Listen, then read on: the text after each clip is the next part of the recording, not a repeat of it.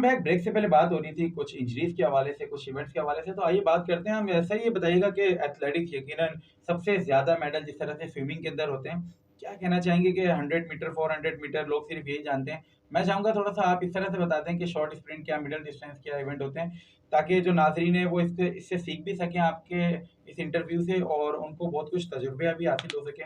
और फिर हम अगली बात जो करेंगे कि जिस तरह आपसे कुछ देर पहले जिक्र हो रहा था कि जिस तरह आपने मेहनत की और वो प्लेयर नेशनल लेवल तक के गए, क्या कहना चाहेंगे कि मतलब एथलेटिक्स है जो है वो, क्या एथलेटिक्स तो हम कहते हैं कि हर बंदा कर सकता है। एथलेटिक्स जो है वो, चाहे वो कितना बल्की क्यों ना हो, चाहे वो कितना स्लिम क्यों ना हो।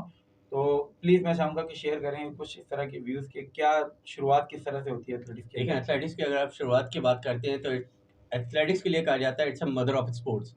क्योंकि जब बच्चा थोड़ा सा पैदा होने के बाद थोड़ा सा रनिंग या थोड़ा चलना शुरू होता है तो वो नेचुरली क्रॉलिंग करता है, नेचुरली थ्रो करता है और नेचुरली जंप करता है। ऐसा ऐसा इसके डिवाइड करते हैं। तो ये नेचुरल इवेंट है। ये अल्लाह ताला की तरफ से एबिलिटी है इंसान के अंदर जो आगे जाके एक इवेंट और स्पोर्ट्स के अंदर कन्वर्ट होती है।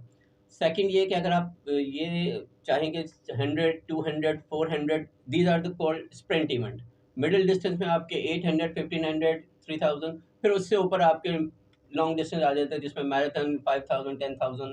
वॉक रेस आजकल काफ़ी मशहूर है जिसमें अभी माशाल्लाह से ने एक सिल्वर मेडल भी लिया है लड़की ने हमारी इसी नेशनल गेम्स में।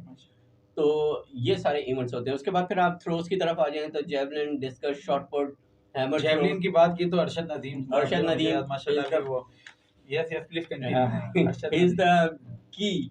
हम कहेंगे कि पाकिस्तान के लिए ये की है कि जो आज फर्स्ट टाइम जिसने इतना अच्छा परफॉर्म किया और is the only one Asia में जिसने 90 मीटर से अबव थ्रो फेंका है। तो गुड लक फॉर हिम, क्योंकि आगे हमारे एक और इवेंट आने वाला है एथलेटिक्स का। एथलेटिक्स का वर्ल्ड चैंपियनशिप हो गई, आगे ओलंपिक्स के लिए उसने क्वालिफाई कर लिया है। सो यकीनन होप जिस फॉर तरह द से बेस्ट। ओलंपिक की बात हुई है, फिर रिसेंटली अगर आप देखें पाकिस्तान ने, अरशद नदीम ने जो वो सेकंड पोजीशन हासिल की और वर्ल्ड चैंपियनशिप के लिए भी क्वालिफाई कर लिया। तो बात करेंगे जिस तरह से अरशद नदीम ने अपनी मदद आपके तहत, और यकीनन उसके बाद उनको कोचेस वगैरह भी मिले। तो हमारे साथ आज वही करीम बैठी हुई है जो उन तमाम खिलाड़ियों के ऊपर बहुत मेहनत करती है। सर ये बताइएगा कि कब सबसे ज्यादा खुशी होती है कि जब आप मेहनत कर रहे हो और आपका प्लेयर नेशनल लेवल तक जाए। सबसे ज़्यादा खुशी उस वक़्त होती है जब आप एक ऐसे प्लेयर को उठाते हैं जिसके लिए ये कहा जाए कि जी ये ठीक है, अच्छा है, और उसके ऊपर आप मेहनत करें और उसको आप अपना टारगेट बना लें कि हाँ यार, इंशाल्लाह he will able to do it. मैं चाहूंगा सर आप जिक्र भी करें उसका, उस प्लेयर का जिस जिस पे आपने माशाल्लाह इतनी मेहनत की और वो नेशनल लेवल तक गया। देखिए, हमारा एक प्लेयर था, इमरान नाम था उसका, और वो 400 मीटर का एक प्लेयर था। और ऑल्दो उसकी ट्रेनिंग का स्केड्यूल ऐसा था कि वो बहुत मुश्किल से कर रहा होता था। लोग कहते थे यार नहीं करेगा ये वो। ऑल्दो मैंने और मेरे साथ एक दो और कोचेज़ हैं, हमने उस पे मेहनत की और अल्हम्दुलिल्लाह वो फिर नेशनल लेवल तक गया, उसने खेला और मेडल भी लिया। सो वी आर माशाल्लाह वेरी, अल्लाह। उस वक़्त आपको वाक़ई एक सच्ची खुशी होती है कि जब आप एक लड़के पे मेहनत करें और फिर वो आपको रिज़ल्ट भी दे। अच्छा, मैं एक चीज़ आपकी इजाज़त से, जी अगर जी आप सर, मुझे प्लीज अपने कंटिन्यू, मैं आप ही की तरफ आ रहा था वैसे। मुझे मौका दें, तो मैं जैसे अरशद नदीम की ज़िक्र हुआ, यहाँ आपने ज़िक्र किया।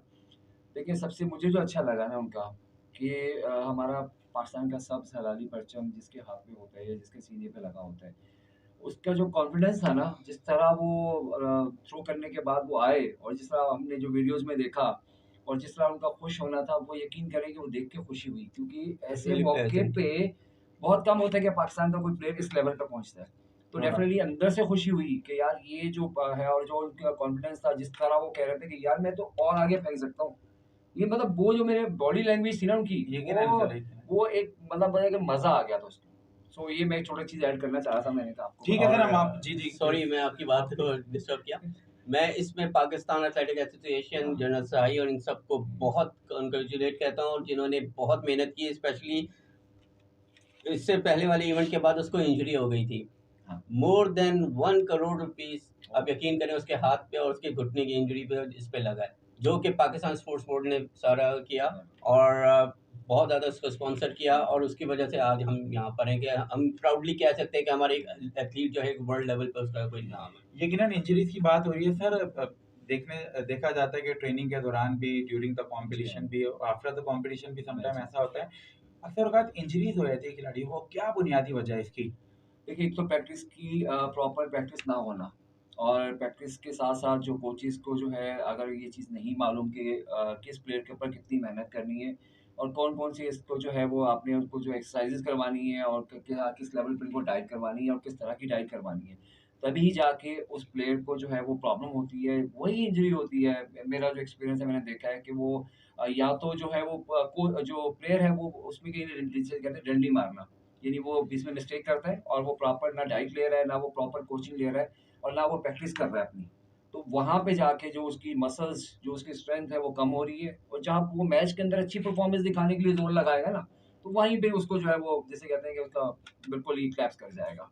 मसल हो गया, क्रैम्प्स पड़ जाएँगे, डेफ़िनेटली इस तरह की प्रॉब्लम्स आती हैं। सर, अमूमन जब इस तरह की सूरत-ए-हाल होती है, जो नेशनल चैंपियनशिप के लिए आप तैयारी कर रहे होते हैं, तो मतलब किस तरह उस चीज़ को आप फ़ौरन से कोशिश करते हैं कि बेहतरी की तरफ जाएँ? देखें, अगर नेशनल चैंपियनशिप और बड़े इवेंट्स की बात करें तो फिजियो हमारे साथ होते हैं। हाँ, डॉक्टर्स, फिजियोज़ उस वक़्त अवेलेबल होते हैं, हम कर तो उनको उसी वक़्त ट्रीटमेंट दे दी जाती है, उसी वक़्त हो जाता है।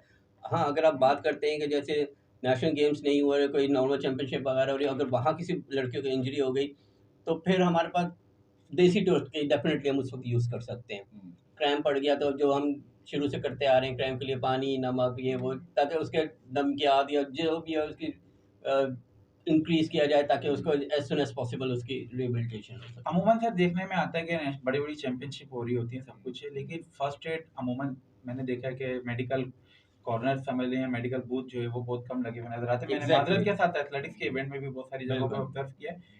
क्या कहना चाहेंगे उस हवाले से?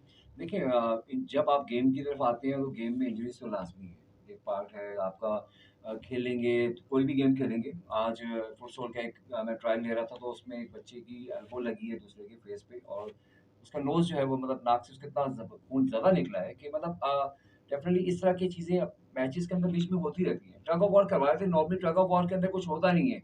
लेकिन एक बच्ची जो है उसका पैर लास्ट में जाके वो जब दूसरे से खींचा वो उसका पैर ट्विस्ट कर गया। और यकीन करिए वो 3 मंथ जो है वो कॉलेज में नहीं आ सकी। तो ये इस तरह की इंजरीज़ जो हैं वो अनएक्सपेक्टेड हो जाती हैं। उस वक़्त आपको आपके पास फर्स्ट एड होनी चाहिए ताकि आप ऑन द स्पॉट जो है वो जो आपका प्लेयर है उसको जो है फर्स्ट एड दे सकें। तो ये आपने जिस तरह कहा कि खुद ही कहा कि यार नहीं होती, तो डेफ़िनेटली ये एक बहुत बड़ा एक सवालिया निशान है नहीं, हम लोगों अमूमन मैंने पे। देखा है बहुत सारे इवेंट्स के अंदर हाँ, मतलब मैंने उनको बिल्कुल, मेंशन भी किया है कि भाई प्लीज़ इस चीज़ को होनी चाहिए। देखें।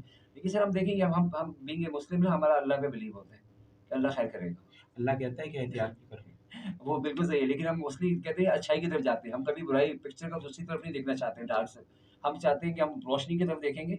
हम ये नहीं सोचते कि यार कि इस तस्वीर का जो है वो ये पिछला यानी दूसरा आईना भी हो सकता है। सो हम लोग ज़्यादा बिलीव करते हैं कि अल्लाह ताला बेहतर ही करेगा। तो बस ये कभी-कभी ऐसा यकीनन बात हम कर रहे थे कि इंजरीज़ के हवाले से भी सर मुझे ये बताना आप बताएँ कि किस तरह से आप लोगों के यहाँ ट्रेनिंग होती है? क्या स्केड्यूल होता है? ताकि लोग आपको जॉइन भी कर सकें और यकीनन जिस तरह से इवेंट वगैरह की तैयारियाँ आप कर रहे होते हैं, अपकमिंग आपका इवेंट कौन-सा आने वाला है? इस हवाले से थोड़ा-सा प्लीज़। देखिए, अभी अपकमिंग इवेंट जो है अभी नेशनल चैंपियनशिप वगैरह आने वाली है and then second thing is that कि जिस तरह आप कह रहे हैं कि ट्रेनिंग के डिफरेंट स्केड्यूल्स होते हैं हमारे यहाँ। सुबह की ट्रेनिंग होती है, शाम की ट्रेनिंग होती है। अगर प्योरली एथलीट की आप बात करते हैं, अगर आप स्कूल लेवल से ऊपर आके एक एथलीट की बात करते हैं, तो उसका मॉर्निंग सेशन, इवनिंग सेशन दोनों चल रहे होते हैं। मॉर्निंग में अगर वो जिसको कहते हैं आपको अपर वर्क करता है जिस तरह के लॉन्ग डिस्टेंस टाइम और करता है एंड देन जो शाम में उसको स्प्रिंट वर्क करवाया जाता है। तो ये डिफरेंट कॉम्बिनेशन बना के ट्रेनिंग का जो स्केड्यूल बनाया जाता है और ये इवेंट टू इवेंट वेरी करता है। डेफिनेटली अब ज़ाहिर बात है स्प्रिंटर अपने हिसाब से ट्रेनिंग करेगा, लॉन्ग डिस्टेंस अपने और जंपर अपने हिसाब से। तो उनके स्केड्यूल डिफरेंट बना के उस हवाले से उनको ट्रेनिंग करवाई जाती है। यकीनन जिस तरह से सर ने अभी बात की कि कौन जा रही होती है, डे और नाइट की इवेंट की प्रैक्टिस वगैरह हो रही होती है। अमूमन देखने में आता है कि प्लेयर जो है बहुत ज़्यादा फटीग का शिकार हुए थे। क्या ख़ास वजह है इसकी? सर रेस्ट नहीं मिलता। अगर आप प्रॉपर रेस्ट नहीं करेंगे देखिए अब हम क्योंकि जिम हम फ़िटनेस के हवाले से ही बात मैं अगर करूँ कि देखिए फ़िटनेस में 3 चीज़ें आपने बड़े गौर सुनी भी होंगी और आपने पढ़ी भी होंगी कि जिम में कोड होता है कि ईट, स्लीप और वर्कआउट। यानी ये 3 चीज़ों का अब जैसे बॉडी बिल्डर को लोग कहते हैं ये जस्ट लाइक अ बेबी। बच्चा क्या करता है सर? बच्चा खाता है, पीता है, सो जाता है, उसको टेंशन नहीं होती। उसका ग्रोइंग एज ग्रोइंग टाइम होता है। ग्रो तभी करेगा जब उसको टेंशन नहीं होगी। आपका आप आजकल जो लोगों का लाइफ है जैसे आपने शुरू में ज़िक्र किया कि यार जो महँगाई है और जो इस वजह से हालात चल रहे हैं, तो हर हर इंसान स्ट्रेस के अंदर है, परेशानी के अंदर है। तो जो प्लेयर है अगर वो प्रॉपर नींद ले रहा है और प्रॉपर डाइट ले रहा है, देखिए वो कोच वही प्लेयर वही परफ़ॉर्म करेगा जो प्रॉपर हर चीज़ को लेके चलेगा। अगर आपकी नींद सही नहीं है, आप खुद देखेंगे आपकी नींद सही नहीं होगी तो आपकी सुबह का काम ही सही नहीं होगा। यकीनन ऐसे ही है। तो डेफ़िनिटली सबसे बात ज़रूरी है कि जैसे मैंने ज़िक्र किया कि आपने ईट, स्लीप एंड वर्कआउट ये तीनों चीज़ों का आप अगर कॉम्बिनेशन प्रॉपर रखेंगे तभी जाके आप परफ़ॉर्म कर सकेंगे। अदरवाइज़ आप कहीं न कहीं जाके आउट हो जाएँगे। यकीनन बहुत ज़बरदस्त हमारी बातें हुई आज हमारे जो गेस्ट हैं उनसे। चलते हैं एक ब्रेक की तरफ, आते हैं कुछ देर में और बात करेंगे कि किस तरह से पाकिस्तान स्पोर्ट बोर्ड जो है वो एथलेटिक्स और जितने भी गेम्स हैं उन तमाम को प्रमोट कर रहे हैं। क्या ख़ास वजूहात हैं जिनकी वजह से आज अगर मेहनत की जाए तो आने वाले 5 साल के अंदर एथलेटिक्स जो है वो और अच्छे मकाम पे जा सकते हैं?